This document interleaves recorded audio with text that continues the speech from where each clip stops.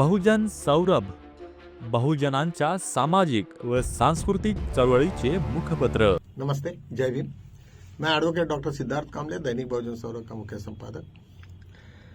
मित्रों, आज जो इंदौर में हुआ, पूरे मध्य प्रदेश में काफी उसकी नाराजगी लोगों ने व्यक्त की और ऐसा लग रहा था कि वो सरकार सोई है या क्या हुई। जब गटर का पानी जब पानी पीने में जाता है तो उसकी जो गंदगी से आज 13 लोगों की 14 या 15 लोगों की मौत हो गई। और उसके पश्चात भी वहाँ पे जो विजय वर्गीय थे, वहाँ पे कंसर्न डिपार्टमेंट के मिनिस्टर, और वह इतने भद्दी और गंदी गाली के बाद में सब पूरा देश देख रहा है कि किस तरीका का बीजेपी का ये वर्तन है। और उसके बाद में अभी राहुल गांधी भी रास्ते पे उतरे और उन्होंने उनको स्पेयर नहीं किया। उन्होंने कहा, ये मोदी जी तुम्हारा सब ये है करतूत, तुम्हारे लोग कैसे काम कर रहे हैं जरा देखो। और काफी कहें कि संवेदनाशीलता ही खत्म हो गई और तुम्हारा पूरा का पूरा फोकस सिर्फ अमीरों के ऊपर में है, गरीब लोगों के लिए तुम्हें कुछ में नहीं, तुम्हारे पास ना प्यार है ना कुछ मोहब्बत है। ये बात बड़ी चुप गई है और काफी उसकी हलचलें भी तेज हो गई है। और उसके साथ में एक उमा भारती जी भी काफी बगावत पे उतर आई है गवर्नमेंट के अगेंस्ट में। उन्होंने कहा कि भाई इस तरीका से ये बातें नहीं होंगी। मित्रों, मुझे कहने का मतलब ये है कि बाबा साहब ने हर आदमी का हर का प्रोविजंस करके रखा है कि स्टेट की जिम्मेदारी क्या है। तुमको पानी अच्छे से होना चाहिए, तुम्हारा फूड, एम्प्लॉयमेंट, ये सब तरतूदें बाबा साहब ने करके रखी है। आज यदि मनुवादी होते तो कोई किसी को लेना देना नहीं रहता। कितने लोग मर गए क्या है, बोले नहीं मनुवाद में बस वो कुछ नहीं, उनका कोई गिनती नहीं होगी, ऐसे हुआ रहता। तो आज हमें तुम्हें ये सोचना पड़ेगा कि जो भी आज हम बचे हैं, आज जो चिल्ला रहे, हम बात कर रहे हैं, रास्ते पे आ रहे हैं, वो केवल एंड केवल हमारे पास में संविधान होने की वजह से ये सब हो रहा है। अदरवाइज तो हमारे देश की क्या हालत हो गई रहती तो तुम्हें नहीं मालूम। यहाँ डिक्टेटरशिप का राज हुआ रहता।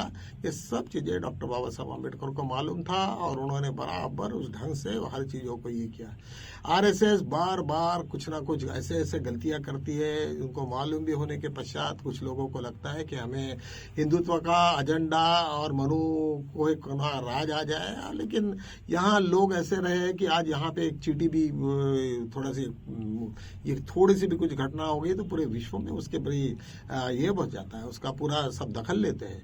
और अभी वो ये देखिए, अभी ये 26 दिसंबर को जो हमारे यहाँ क्रिसमस के दिन जो भी हुआ, पूरे वर्ल्ड में उसका निषेध हुआ और लोगों ने इस तरीका से उसको गाली दी तो बेइज्जती तो हुई। यही नहीं तो हमारे लोग जो बाहर में है, विदेशों में है, उनकी भी हालत बड़ी खराब होगी कि ये किस तरीका से बर्ताव ये इंडिया में हो रहा है। ये सब इलिटरेसी की वजह से हो रहा है। जो आज बीजेपी के बहुत सारे लोग इलिटरेट है, उनको समझता नहीं है और देश के अपने धर्म के नाम पे, इतने धर्म के नाम पे बिगड़े हुए हैं कि उनको बस किसी ने बोल दिया कि तुम्हें गाली दिया तो बस गाली दे दिया। ये सब इस सिचुएशन में हो जाता है। अनपढ़ अनानी लोग हैं जिनको डर नहीं, कुछ नहीं, और उनको ये तक नहीं लगता कि अपन क्या कर रहे हैं, इससे हमें क्या नतीजे होंगे। मुझे लगता है कि ये सब सिचुएशन यदि गवर्नमेंट ये गिर जाए तो कितने लोग जेल में जाएंगे, उनके लिए नया जेल करना पड़ेगा। इतनी घटिया काम ये बीजेपी ने अपने शासन में किया है तो निश्चित ही उसको ये करना पड़ेगा। आरएसएस के ये 100 साल होने के पश्चात जिस तरीका से अपना प्रदर्शन कर रहे हैं, इतने सालों तक 100 साल में जो भी किया, मुझे समझ नहीं रहा था। मुझे तो लग रहा था कि डॉक्टर बाबा साहब अम्बेडकर को तो उन्हीं के सामने में जब गोडसे ने गांधी को गोली से मारा तो बाबा साहब को तो डर लग रहा होगा, क्योंकि बाबा साहब का जब वहां पे कुछ पुतले फूके गए, नेहरू के, गांधी के और बाबा साहब के, तो बाबा साहब को भी तो ये अंदाज था कि मैं भी उनका दुश्मन हूँ और मेरे भी ऊपर में हमला हो सकता है। तो हमें शायद मालूम होगा कि जब डॉक्टर बाबा साहब अम्बेडकर अंग्रेजों के जमाने में वो विधान परिषद में गए, तब अंग्रेज शासन ने उनको एक पिस्तौल दी थी कि भाई अपने आत्म परीक्षण करो, आत्म संरक्षण के लिए दी थी। लेकिन बाबा साहब ने उसको रिफ्यूज किया। वो अपने बस एक बक्से में डाल दिया उन्होंने, लेकिन उसके तरफ में कभी हाथ नहीं लगाया। उनको मालूम था कि ये पिस्तौलबाजी से मेरा कुछ नहीं होगा, मेरे पास में जो भी रक्षा होगी वो मेरे लोग ही करेंगे। और इतना होने के पश्चात जब बाबा साहब के अच्छे भी दिन थे तब वहीं पे कंटिन्यू किए उन्होंने, और वही चाल में, वही लोगों में और उन्हीं लोगों के बीच में बाबा साहब रहे। उन दिनों में ये सब चीजें भी नहीं नहीं चलती थी, तो खैर इतना डर नहीं था। लेकिन जब गांधी का ये हुआ, हत्या हो गई, तो निश्चित रूप से डॉक्टर बाबा साहब आम्बेडकर भी डरे थे करके वो आखिर तक वो अपने इसमें रहे थे। लेकिन उन्होंने अपने काम को कभी ये नहीं किया। वो जब भी कभी जाते थे तो मेरे ख्याल से उन दिनों में ब्रिटिश शासन था 47 तक का, तब मेरे ख्याल से वो उनका पूरी सुरक्षा वो ब्रिटिश गवर्नमेंट करती होगी, शायद उनको मालूम भी नहीं था। और बहुत बार जब भी उनकी गाड़ी जब जाती थी, जब वो जब प्लानिंग कमेटी, वो पूरे कमेटी के जो कॉन्स्टिट्यूशनल कमेटी के जब चेयरमैन थे, तब वहां पे उनके पीछे में कौन गाड़ियां जा रही वगैरह वगैरह सबका पूरा पहरा गवर्नमेंट का था। और ब्रिटिश शासन काफी सतर्क थी इस मामले में। तो कहने का मतलब बाबा साहब के ऊपर में इस तरह का कोई हमला करने का कोई सवाल ही नहीं था, क्योंकि उनको उनकी जो सुरक्षा थी वहां पे समता सैनिक दल की सुरक्षा थी और उनकी इंडिविजुअल सुरक्षा थी, तो उसके वजह से उनका ये नहीं था। लेकिन फिर भी उन्होंने, डॉक्टर बाबा साहब आम्बेडकर ने जब भी दीक्षा समारंभ हुआ तब पूरी ध्यान से उन्होंने अपनी सुरक्षा की पूरी जिम्मेदारी खुद पे रख के उन्होंने सब प्लानिंग किया कि मुझे ऐसा ऐसा चाहिए, मैं ये रहूंगा, मैं कहाँ खाना खाऊंगा, मुझे क्या करना है। और 3 दिन पहले ही यहाँ आके पहुंचे थे, सबको मालूम है ये सब चीजें। और बाबूराव गोडबोले के इसमें पूरा का पूरा लिखा हुआ है। तो बाबा साहब पूरे के पूरे ये हुए थे। कुछ लोगों ने यहाँ तक बोला कि कोई उनकी मिसेस माया, अपनी उनकी माया सविता अम्बेडकर के बारे में भी कुछ अफवाहें उड़े, लेकिन मैं उस नतीजे पे नहीं आऊंगा, इसलिए क्योंकि बाबा साहब ने जब बुद्धान धम्मा का आखिरी स्क्रिप्ट लिखा तो वहां पे वो लिखते हैं अपने इसमें, अपने प्रस्तावना में, कि मैं जो भी मरा, I was like a dying flame, मैं जलती ऐसी बात के जैसा था, लेकिन I could survive because of Savita Ambedkar. तो ये सब बातें लिखी है। इसका मतलब ही है कि बाबा साहब ने जब आखिरी किताब लिखी तो उनको रियलाइज हुआ था कि मैं आज जो भी जिंदा हूँ वो सविता की वजह से। बहुत सारे अफवाहें उड़ेंगी, उल्टे सिल्टी बातें होगी, लेकिन इसके तरफ में हमें ध्यान नहीं देना चाहिए। तो खैर चलो हम अपने सब्जेक्ट के ऊपर में आ जाते। फिर दोबारा ज्ञानेश कुमार जी ने और एक फर्जी सर्वे करवा के उसके ऊपर में अपनी अमल किया है। वो बार बार जितना भी झूठा काम करते रहोगे तो पकड़े में आओगे ही आओगे। अब मुझे एक बात का बड़ा ये लग रहा है कि इतना सारा, इतने सालों से ये सब चल रहा है, 10 साल में, लेकिन उनकी बदमाशी पकड़े क्यों नहीं जा रही है। और ये कांग्रेस वाले भी अभी तक क्यों रास्ते पे आना वगैरह वगैरह, that is a different issue.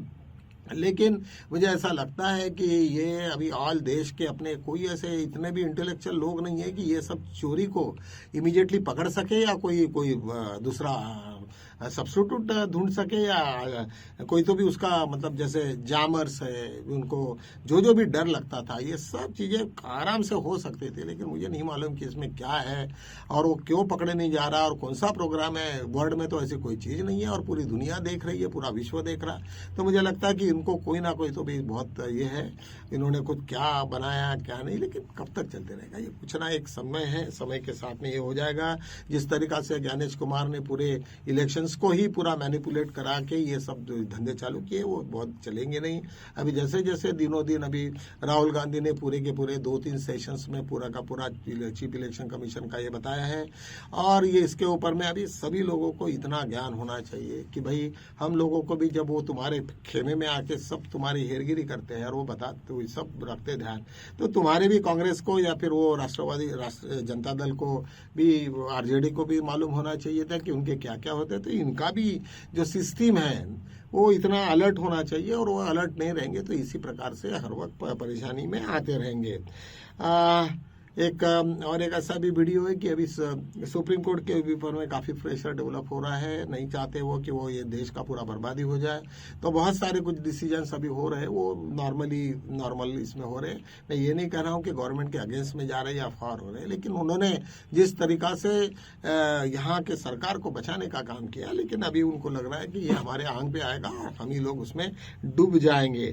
तो इस तरीका से एक आज बड़ी एक मोमबत्ती लेके एक बहुत बड़ी उत्तराखंड में एक बहुत बड़ी ये रैली निकली, और उसमें हजारों के तादाद में लोग अपने मोमबत्तियां लेके रास्ते पे आए और गवर्नमेंट के अगेंस्ट में उन्होंने काफी नारेबाजी लगाई, और अंकिता के को न्याय मिलना चाहिए वगैरह वगैरह सब हुआ। तो मैं मालूम है अंकिता का जो अभी पिछले वक्त का जो ये हुआ, तो ये सब होते होते अभी और एक चीज सामने में आई कि अडानी और अंबानी के बीच में अभी कुछ ठीक नहीं चल रहा है। वो सब लोग डरे हुए हैं, उनको लगता है कि सपोज गवर्नमेंट गिर जाए तो हम कहाँ जाएंगे। तो वो निश्चित रूप से वो ये भी नतीजे ये भी इसमें हो गए कि कम से कम ये गवर्नमेंट ने हमें इतना नहीं करना चाहिए। जो भी है वो अभी अंदर से क्या बातें चल रही क्या नहीं हो रही, जब मालूम है सभी को कि अभी मोदी जी कुछ बहुत ज्यादा दिन बचने वाले नहीं है, या बहुत कब तक लोगों को ये फेस करते रहेंगे। जिस दिन उनकी होट चोरी पकड़े में आ जाएगी तो वो जीरो लेवल पे आ जाएंगे, और उस वक्त जो उनके हाल होंगे उनके तो हाल नहीं होंगे, वो तो कहीं भाग जाएंगे। लेकिन ये अडानी अंबानी का तो पूरा प्रश्न है पूरे इंडिया में, वो कहाँ भागेंगे। और ऐसे सिचुएशन में उनको भी डर लगता है। हर आदमी को जब 2 पैसा हम डालते किसी भी इसमें, चाहे वो बैंक में रहो या रहो, लेकिन बैंक में जब कोई पैसा अपना डूब रहा तो आदमी नींद नहीं सोता नहीं, और उसको लगता है कि भाई हमारा क्या होगा। तो वो तो अडानी अंबानी है, उनको तो एक एक पैसे का बड़ी चिंता है। तो निश्चित रूप से उनकी पूरे फाइलें खुलेगी। और ये नीति का नियम है कि बदमाशी हर वक्त कंटिन्यू नहीं रहती, वो कभी कभी एक वक्त आता है, उसका समय रहता है, लगता है हर चीज़ों को समय रहता है, समय लगता है, उसके बाद में उसका डाउनफॉल तो होना ही होना है। तो मुझे लगता है कि वी आर होपफुल कि आने वाला ये 2026 ये हम सब लोगों के लिए, हमारे लोगों के लिए बहुत अच्छा रहने वाला है। कई यूट्यूबर्स ने यहाँ तक बोला है कि अभी ये सत्ता परिवर्तन होना है, ये तय है। और अभी बीजेपी में भी जो जिस तरीका से टर्बिडिटी है, वहाँ पे सफोकेशन हो गया, तो वो कुछ ना कुछ तक उनके भी बीच में उनको महसूस हो रहा है कि शायद हम लोग भी बहुत बुरी तरीक़ा से फंस सकते हैं। इसका अंदाजा सभी को आया है। तो चलो आज हम यहीं रुकते हैं, आज इसी के साथ में हम यहीं कल मिलेंगे। तब तक के लिए जय भीम।